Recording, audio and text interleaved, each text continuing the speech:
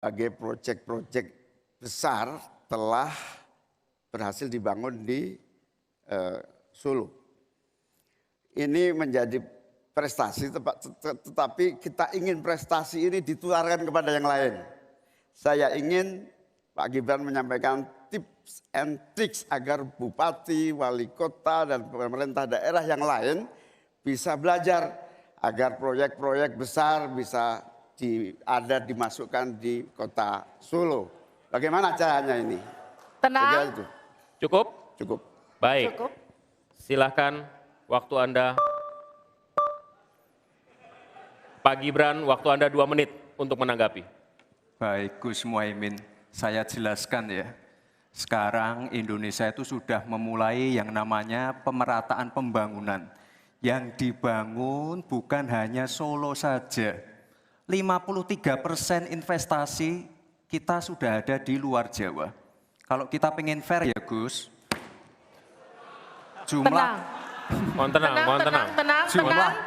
jumlah proyek, jumlah anggaran yang digelontorkan ke Solo sebelum saya jadi wali kota itu lebih besar. Saya tahulah ini arah pertanyaannya kemana, tapi yang jelas ini Gus. Apa yang sudah dibangun, yang kita lihat bukan bangunan fisiknya saja, tapi kita lihat impact-nya ke warga. Bangun masjid menggunakan CSR dari Abu Dhabi. Impact-nya apa? UMKM kita sekarang melesat, wisata kita melesat. Kemarin waktu Idul Fitri, kunjungan wisatawan ke Solo melebihi Jogja. Itu impact-nya. Lalu kita lihat, kita punya kebun binatang Solo Safari, tidak pakai APBN. Masjid tidak pakai APBN. Tapi impact-nya apa? Impact-nya ke masyarakat.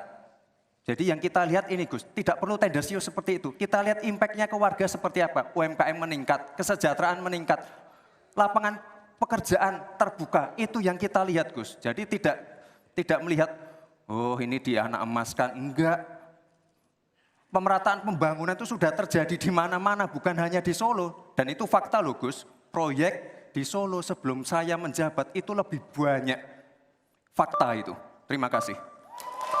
Harap tenang, kita akan lanjutkan. Masih lanjut ini. Silakan Pak Muhaimin untuk menanggapi, waktunya 1 menit. Ya, yang saya tanyakan belum dijawab. Saya itu tanya tips and triknya agar investasi ataupun proyek-proyek besar bisa di sana. Sebab saya lihat itu ada 32 proyek pemerintahan pusat, ada juga berbagai program-program yang luar biasa, patut kita banggakan. Dibandingkan dengan misalnya Kota Madiun yang hanya 11%, Cirebon hanya 7%, Tasikmalaya. Kita ingin triknya apa? Sehingga akses pendanaan pembangunan itu bisa bersifat adil dan merata, bukan hanya di satu kota, tapi berada di seluruh. Kita lanjutkan. Ini yang menjadi catatan saya adalah keadilan dalam melaksanakan APBN. Kalau kita jadi pemerintah pusat nanti, tugas kita adalah membagi secara adil seluruh proyek-proyek nasional kita. Cukup. Silakan Pak Gibran untuk menanggapi. Waktunya 1 menit, silakan. Mohon tenang. Baik Gus, saya jawab lagi.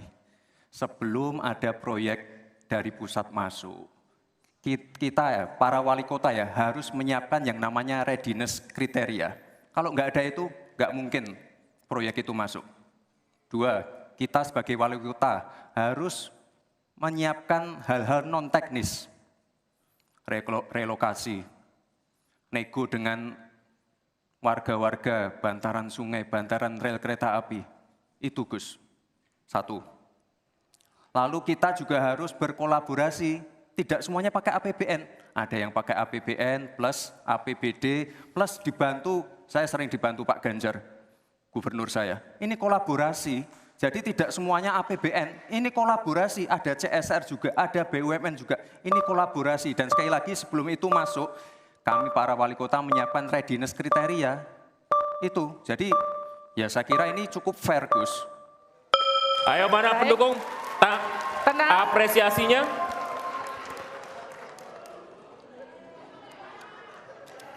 Kita berikan apresiasi untuk seluruh calon wakil